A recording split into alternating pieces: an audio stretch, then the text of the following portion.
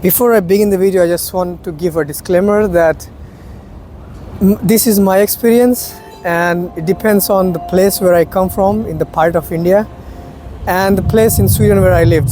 I come from the northern part of India, from the state of Uttar Pradesh, and in Sweden I lived 1 year in the northern part of Sweden in Luleå, and then after for around 3 years I'm living in Gothenburg, and I also traveled a bit. I'm not going to talk about the obvious differences like the weather and language, because that you can easily guess, or perhaps you already know. Let's begin with the cultural shock number 1.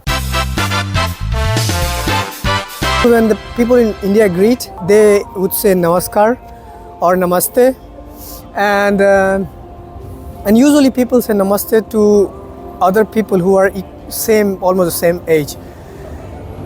And if you are greeting an older person, and if it's a village or provincial part of India, I think most part of India too, so you touch the feet of the older people, and that's a way of greeting. And if you don't do that, that's considered very rude.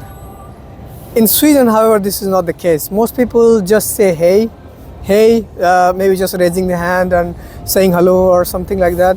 I think the power dynamic in India when it comes to greeting is inclined somewhat to the older people, whereas in Sweden it's more equal. And also I tell you one funny thing about the greeting part. India, usually when people greet, when they say namaste or namaskar, usually they say to the people they know. They would perhaps never say to the people who they don't know, unless they are going and asking about the direction or stuff. But in Sweden, or I think it's most part of Europe, I have seen this thing in the UK as well, that people say hey or hello to the strangers as well. Maybe not in the busy roads like that you see here, no one is gonna greet you. But if it's a private road, or if you live in an apartment and if you're passing by, even if you don't know your neighbors, someone might greet you. That was the first cultural shock. The second cultural shock, I would say that people in Sweden are kind of obsessed with black clothes. So most of the people, particularly if you think in the winter time, they're mostly wearing black clothes for some reason. I really don't know. Maybe it could be the people who want to conform socially, that since everyone is wearing black and it's more socially accepted. Could also be that black can get along with most colored clothes or something like that.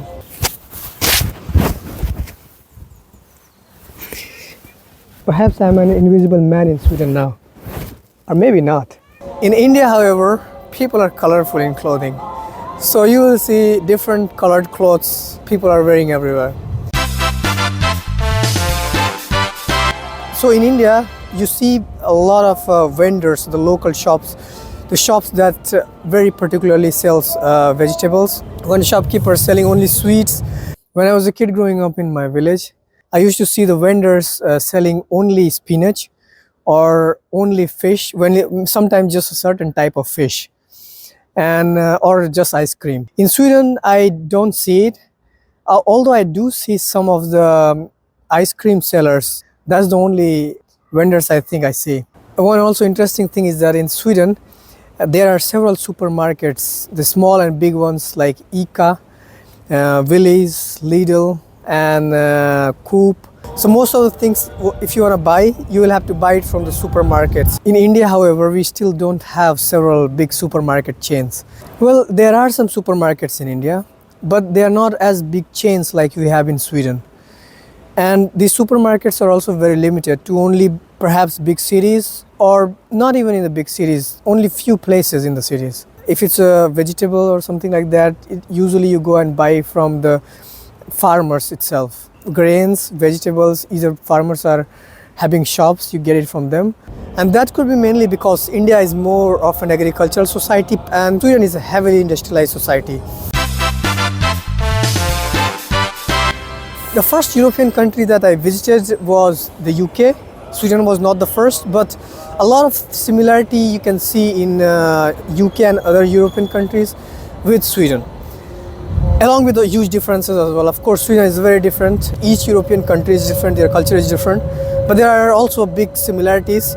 particularly if you're coming from India. So one big thing was that in Sweden, you will see a lot of vegetables in these grocery shops wrapped in plastics. Like you see cucumber wrapped in plastic. You see one paprika wrapped in a plastic. One paprika in a plastic. You could never see in India that one vegetable is wrapped in a plastic. There are a lot of packaged items which I had never seen in India. So that also was a big cultural shock. Also, one of the most surprising things in Sweden is that there is a huge consumption of frozen food. So there's a lot of meat that's frozen, even vegetables are frozen, that perhaps is very difficult to find in India. And I do see sometimes in the villages that there are some frozen fish, but they aren't as popular. Okay, let's talk about alcohol. In India, a lot of people drink alcohol, there is no doubt to it, but it's socially not accepted to be seen as drunk or to be seen drinking alcohol. So most of the people hide when they are drinking alcohol. And also the alcohol shops are not considered a fancy place, whereas in Sweden, it's pretty much accepted. People drink with their colleagues and friends on different occasions. You can find clubs, pubs and bars almost everywhere in Sweden. Maybe it's not allowed to take your drink and go out in public in Sweden. If you compare Sweden with the other European countries, maybe Sweden is a little bit more on the stricter side because you cannot find alcohol in the supermarket, whereas in most of the other European countries, you can find them even in the supermarket. But still, if you compare it with India, pubs, clubs and bars are not considered as fancy places. Things are changing, they are different in the villages and the cities, but overall, the idea is like that. One of the most satisfying thing for me in Sweden was that vehicles and the transports in the public are so quiet. You see here, you won't hear any honking or anyone blowing horn all the time. Honking in India means saying hello. So even sometimes you see the tractors or trucks and on the back side of it, it's written that blow horn please. So they want you to blow horn if you want to pass or take over. In Sweden, however, you blow horn to avoid any danger or you warn other road users about that danger. Otherwise, people don't usually blow horn. So if someone blows the horn, it grabs the attention of almost everyone, which is not the case in India.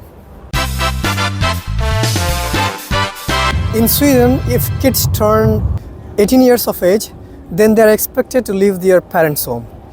And several times when they stay at their parents' home and if they're working, they're supposed to pay rent to their parents, which is quite shocking for me. Because in India, a lot of kids stay with their parents after 18 years of age and they don't pay any rent. They're not expected to pay any rent. Hey! Hey, is this YouTube? Yeah, it's my YouTube. Congratulations, YouTube.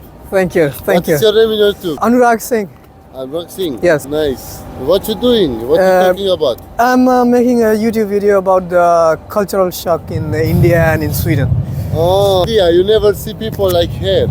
Yeah. In India, the fees maybe 1% of India the fees on this town. I think so. Yeah. Because here you have a place to go. In India, you need to go like. Sorry, I go in your video. You need to go like this behind of people. I think so because I see many story about India and I love to see it. Yeah. And it's very nice and it's very beautiful in India. Yeah, we are 1.4 billion people. So. Oh my God, Of course. that is good. The God give us down. He want to follow you. Okay, perfect, sure. My name is Anurag Singh.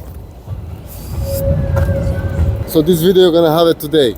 I will edit it first and then I will publish it. Okay. So Nice to see you. And nice to see you too, guys. Thank you. Thank you. Travel. Good to meet you guys. Bye bye. Although when people in India go out from their home, when they leave their home and go to work somewhere, they do send money to their home. So in some way they are not paying the rent if they are staying home, but they do support the families. And also see that in Sweden, when the parents get old, usually they are sent to the older houses. There are houses for older people. And usually they spend their lives alone. However, in India, I don't think most of the parents go and they leave their families when they grow old. Usually, people support their parents when they grow old. When I was a kid, there was a neighbor, and when that neighbor grew old and he had no family around him, so he stayed with my family and my family helped him during that time. People in Sweden are more humble. It's not that people in India like bragging, but it's not socially considered very bad thing. But in Sweden it does, something called Jantelagen. Jantelagen, I don't know if I'm pronouncing it right, but it means like you are not better than us or something like that, that everyone is equal, so it's not considered very attractive to brag. One of the most common thing to brag about is physical wealth.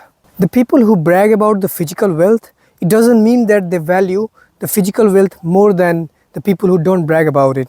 Sweden is an industrialized society that itself says that people value wealth here. The societies that don't value wealth perhaps would like to live like a tribe in the nature.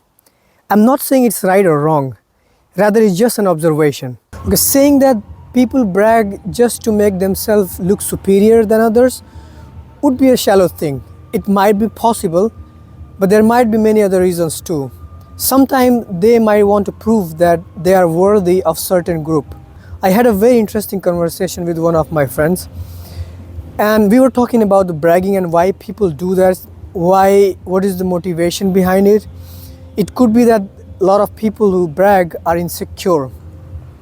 But then go and have a look on Zlatan Ibrahimovic. He's a very popular top footballer in Sweden.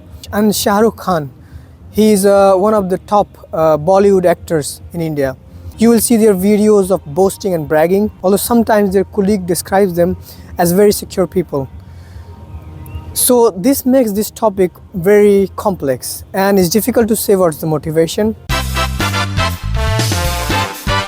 Sweden and Scandinavia, usually if you're following the happiness index, they're pretty high in the happiness index. But if you see people in public, if you notice them, you will see a lot of serious faces. People are very serious, they will look very serious. And a lot of time you will think, are they sad? Because faces could be a bit sad. And when they walk, if you see here, if I try to film, they're very straight, they're programmed not to look here, not to look there, not to swing, not to sway. They just walk straight with very serious faces all the time. And then you think, oh my God, this is one of the happiest countries in the world. It doesn't necessarily mean that they're sad, but they're less expressive. India, on the other hand, is not the happiest country in the world, perhaps. But if you see people in the public, you will see a lot of people showing their emotions. Maybe laughter, laughing, maybe walking, talking loud. Talking loud, I don't know if it's a sign of happiness, but you will see that people swaying, not going very straight. So these things are very common, more hand gestures, more body gestures that you will perhaps see in India, that you wouldn't see in Sweden. I think one cultural shock for me in that, in Sweden, you won't hear very loud music after 10 o'clock. There's a rule, I'm not sure if it's 10 o'clock or 9 o'clock, but sometime during this time in the night, if you are very loud, if you're playing music loud, or if you're dancing on a loud music, or if you're singing very loud, your neighbor might call the police. In India, on the other hand, there is no such rule. So you will see people singing in the public a lot of times. Also, you see when the marriage parties happen, trumpets, the drums, the loudspeakers, they will be running for the whole night. Both are beautiful countries with some great people. I congratulate people living in Sweden for Bun-Fettisdagen or Fatty Tuesday. It's the first Tuesday of the March month, and people on this day eat semla bun. So it's a very special kind of bun. And I wish people living in India happy Holi. Holi is the festival of colors. And I remember I grew up in my village and people start to prepare for Holi a month before. The month of Holi is called Fagun in Hindi, and people sing this very special types of song which is called Falgun songs. And they sing it for a whole month. In the evenings they come together and sing and they dance. And on 13th March they're gonna do this big bonfire which is similar to Warberry or Warberry festival in Sweden, which is also kind of big bonfire. And then on 14th of March, the people will play colors. After the coloring is finished, everyone goes to everyone's houses and homes. I think they greet each other, and they just enjoy with good food, and it's just a good time, and good music and everything. So thanks for watching, and see you guys in the next video. This is just the first part of the video. I plan to make the other parts of the video as well. Feel free to share what cultural shock did you feel living in, if you lived in a different country than yours, or if you ever traveled to.